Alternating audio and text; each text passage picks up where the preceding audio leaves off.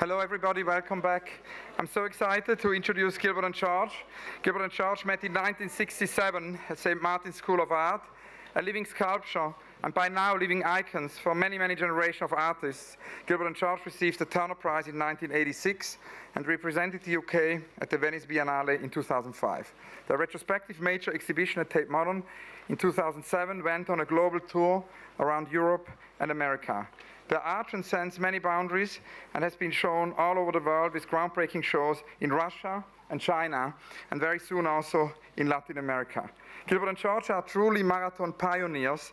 We often say that there could not be no marathon without Gilbert George. Their motto, Art for All, is a daily source of inspiration for Julia Peyton-Jones and myself every day, again and again. When we spoke about the marathon this year with Gilbert George, we discussed often the importance of lists and the question also of memory in relation to that. So we will have a short conversation with Gilbert George, and they will then read a list. It's a premiere of this list. It's called the Brussels Alphabet. A very, very warm welcome to Gilbert George.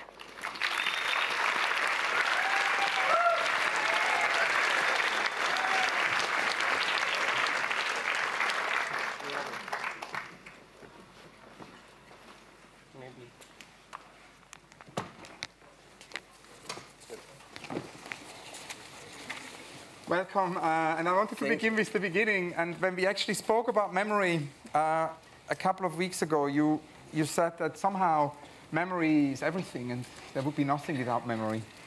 Can you tell us about why memory is so important? After all, memory, there is nothing except memory, or maybe what you call, but memory is not so perfect, because all the time we only want to remember certain things, no?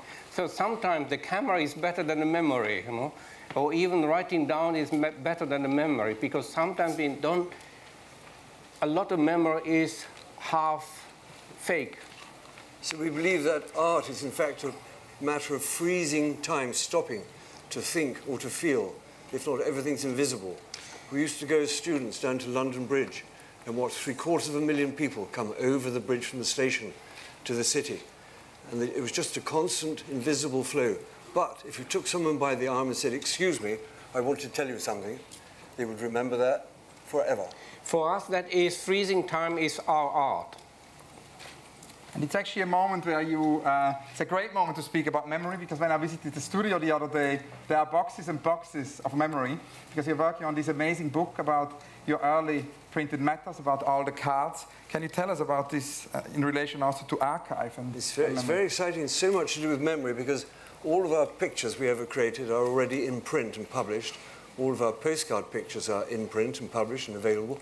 But all of the other forms, this living sculpture, the postal sculpture, the early videos, the movies, all of our experimental forms, the charcoal on paper sculptures, the paintings, are not generally known, especially to young people. So we want to make a book about all of those things. But going back through the archives was so exhausting, because you take a postcard of an exhibition in 1969, and the memory of all those times come flooding back, and you're exhausted immediately. Yes, because we already took what you call, we are going through our archive, because we always kept everything. We kept every personal letter that we got.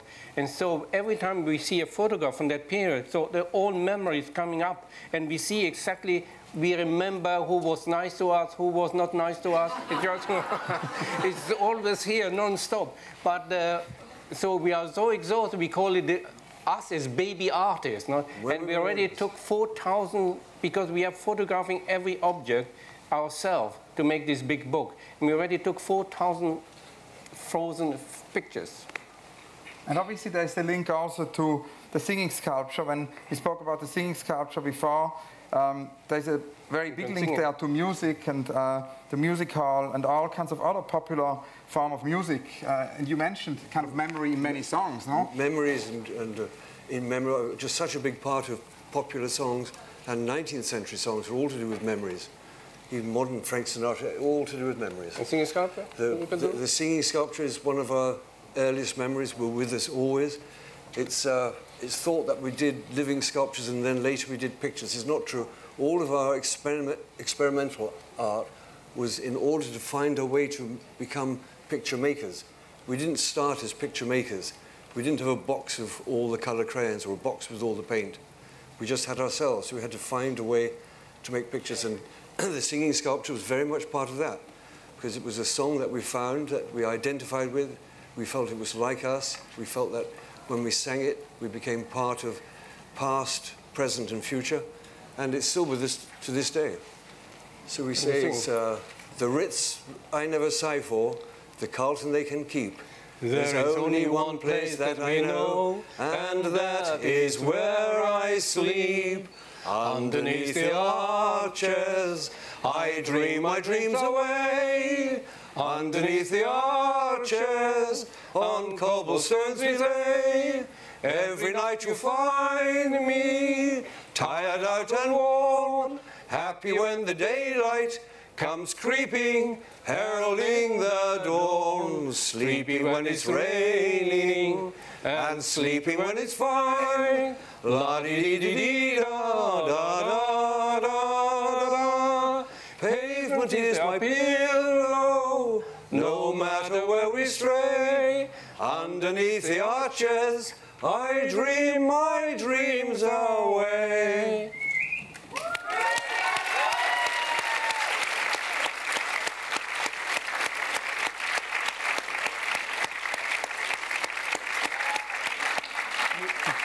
You see, we remember. We still remember. It's 40 years ago. Thank you so much. There is also, in these boxes, there's obviously also many postcards. And you've published this extraordinary publication about your postcard pieces. There was the whole urethra show, but there was also the book. And obviously memory, that's also where memory enters, with these cards, with photography. Could you maybe talk a little bit about that? Yeah, it's always fixing something forever. Fixing memories, that is all what we are doing as artists. Fixing images, memories, desires, mostly what you call, because it's only memory. What is happening, what you call in 1 hour's time, we don't know, but the past we know, roughly. You also once told me that actually past, present and future, we always believe that art should be all three things. All three things at the same time, that we should be able to, every work of art, every picture should be able to contain those elements. They're very important to us. But it's very important because we believe in the spirits more than what you call the memory. We believe in the spirit of the city, like we believe in the spirit of every corner, the spirit of the stone, the spirit of the photograph, the spirit of ancient, any book that you look through, you see the spirit of that time. And that is for us extraordinary, you know, because we are able to imagine, you know. And that leads us also to the way you map the city. I mean, in the Map Marathon, and we spoke a lot about this idea of mapping the city, and that ties in very much with memory, up actually to the more recent London pictures, maybe. Yeah, because we believe that in roughly 1950, the civilized world stopped believing in ghosts, and psychic news went down the drain. But we do believe in real ghosts. We believe in letters from family members and postcards and souvenirs and buildings and scratches on buildings. There are real ghosts. People don't believe in telepathy except for as a silly stage act, but we can still transfer thought. Today we're trying to transfer thought in the marathon. Yeah, they don't believe us, but we are trying to. Now, a series which basically addresses memory very directly. I always thought that in New Horny pictures. You once told me they are like huge Lucians cemeteries. They're also memorials to these people. They're like tombstones. Can you tell us about these New Horny pictures? Yes, we love it. That the New Horny pictures were very modern in the moment we made them, but of course it's a time-honoured subject. There will always be people placing sexual advertisements all over the world, and the people in those pictures, many of them are no longer here. They maybe have passed over, maybe they're in a different country. And one day somebody stopped us on the street and thanked us for putting him in a picture, and we couldn't remember taking his image. And then he said that he was just in one of the New Horny pictures. His advertisement was there. So we already felt that he was immortalized in some way. I mean, we do like the memories, like cemeteries, we like very much. Especially war cemeteries, we like very much because our hero, architect, was always Lutyens. No? He did this amazing cemetery where all the crosses all white and all the same. And every time you move up to one of these crosses, the whole memory of that person comes up. And in the recent series, London Pictures, that has more to do, obviously, with a very recent memory. but you were telling me in a conversation we had when we discussed the London pictures that there actually it very much can go on for centuries. I mean, we collected memories. For 6 years, every day we collected memories in some way. You know, the poster that we collected, and we managed to find 3,712. And so that was a pile like that of memories. And they will, but it's very important because once they are printed, they don't disappear, only the memory disappears. It's very interesting that they're there in the case of London newspapers for one day only, then they're destroyed, if we haven't stolen a copy of it. And then with the local newspapers, they're there for just 1 week. But the events talked about in the poster last for years and years and years, sometimes for generations. If 2 of your family members are murdered and raped in the park tonight, that will be an enormous unfolding nightmare in your lives forever.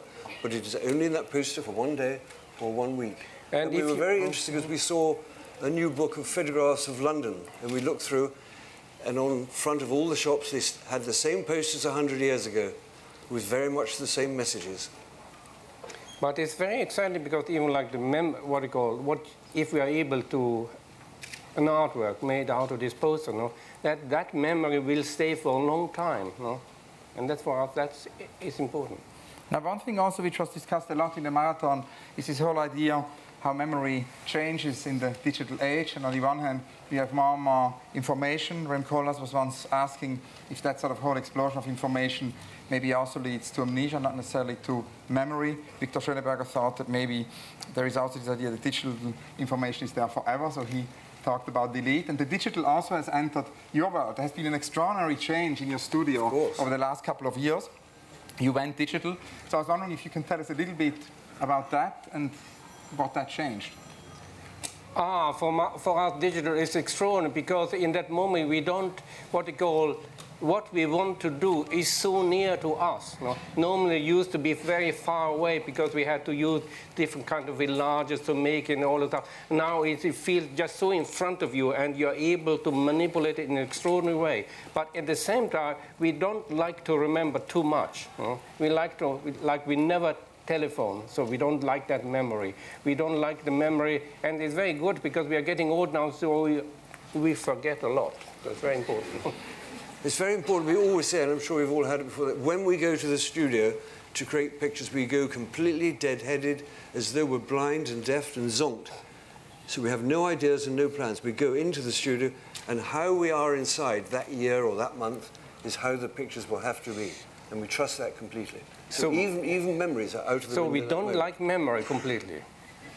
Socially, they can be very difficult as well. A few weeks ago, a lady at an opening said, "Do you remember me? It was that marvellous party in Melbourne in 1974. and George, he always says yes. Yes, and of course. I always say no. And embarrassingly at the same moment. But it's very funny because 10 years ago we went to Morocco for Christmas, no?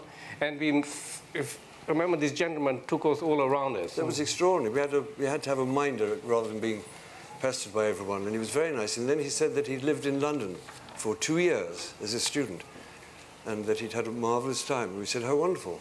And what is your finest, clearest memory of London? What really remains in you, your real chief memory of London life? And he said, what did he say? He said, without hesitation, Alpen. Why Alpen? Extraordinary. The only one, the muesli from Switzerland. Extraordinary. It's memory. A more recent memory, in a similar way like your trip to Australia, is your trip to Brazil. We traveled together to Brazil for the exhibition wonderful. at the Lina Bobardi House a few weeks ago, where you did 2 extraordinary photographs, and that was your first trip to Brazil. For many years. For many decades, yeah. For many years, yes. Can you tell us about some Brazilian memories? They wanted immediately, you get off the aeroplane and they ask you immediately, do you notice any changes since we were here 20 years ago? As we've had chance to think. To have a look at it. We said, yes, the cemetery seems much bigger.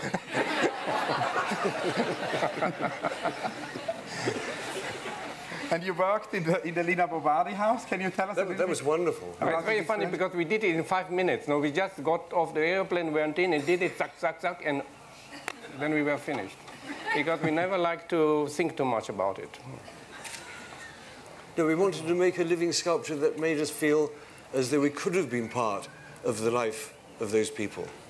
That maybe in another dimension we could have known how. Maybe the spirit of us was in the house in some way. And it is now there. Yes.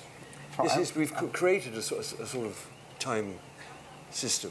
Now, one thing which is very important in this afternoon is the idea of the lists. We had Jacques Roubaud here earlier, the poet, who is one of the, since the 60s, one of the protagonists of the Olympian literature in Paris. And he and Georges Perec and many other writers have created a lot of literature with lists. And lists, in relation to memory, have played a big role in your work. There are many, many lists. Many lists, yes. But we have a new one, because by accident, in fact.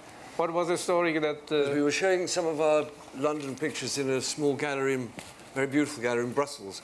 And after the press view, two young ladies came up and said, could they interview us for the radio, which we did. And then they said, would we be very kind and subject ourselves to their psychological test? We said, of course, how does that go?